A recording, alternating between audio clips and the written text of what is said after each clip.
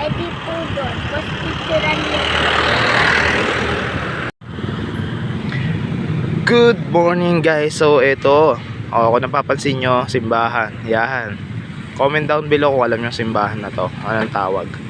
So itong simbahan na to is historical to. Kasi alam nyo kung bakit. Dati sa 10 piso ko lang nakikita to. Yan. 10 piso ko lang nakikita yan. Ngayon, ang ganda niya. Maintain na maintain pa rin yung ganda niya. Lalo na sa gabi. Pag may ilaw na siya. Ito yung kampana nila. Ito yung exit. Andun yung entrance sa kabila. Yon. Tapos may revolto rito na nakatayo. Yan.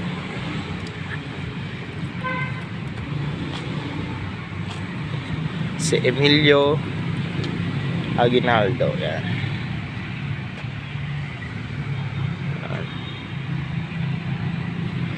So pag tumayo ka rito, may kita kang bandila rito.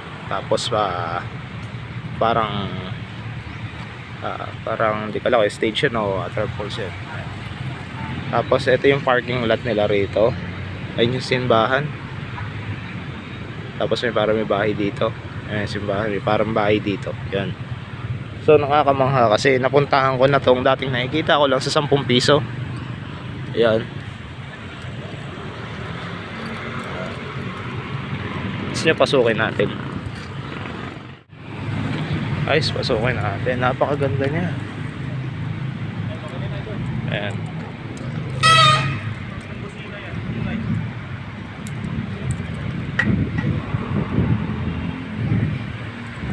Ayun, may nakasulat. Ayan. Ngayon ko lang nakita yung nakasulat dito. Ayan. Tingnan natin. May nakasulat siya doon sa taas.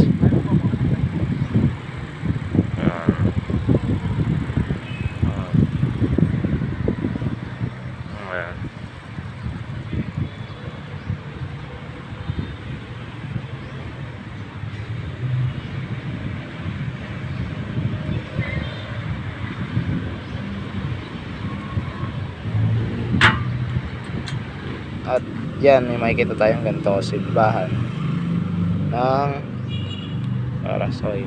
Yan. Maintain pa rin yung ganda niya guys. Ang ganda no. Init pero carry yan. Ganda ng maintain. Pasok tayo guys. Wow, ganda. Wala yun sa loob niya.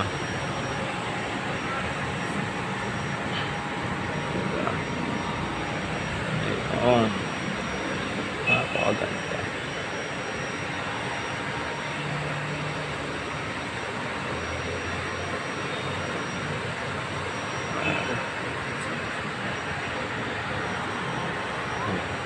So guys, so napakaganda ng simbahan.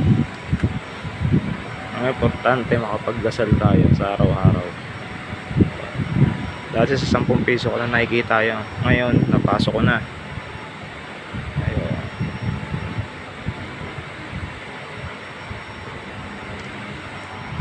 Labas tayo. Ay, pinakalabas niya. Hindi ko alam.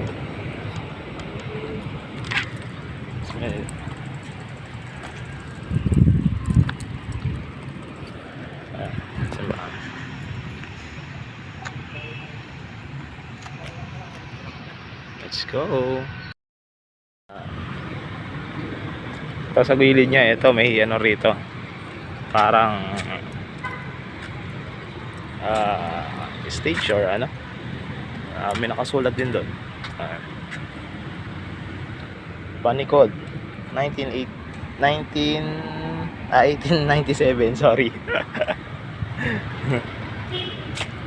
Biyak na ba to? 1897. Tapos may mga nakasulat dito. Kakarong. Enero. So sa bawat gilid niya may nakasulat. Ayan yung bahay. Tapos may ano dito. Ayan, university. Yan. Napakaganda. Ay si Dante naging statwa na ron, no? Binabasa pala. Let's go. Hello, Emilio. Yan. Dito tayo sa taas ni Emilio. Ayan. So may napansin pala dito si Master, oh. Yan. Yung sulat ng ano dito, ito siguro yung kauna ng sulat. Mga parang ganyan. Ang sulat ng Bacoor dito, Bakoor. Tapos yung Cavite, Kabite. Yan. So paano naging ano yung Cavite sa Bacoor ng iba na yung sulat ngayon, di ba? Iba yung spelling. Yan. Pero yung pinaka-original.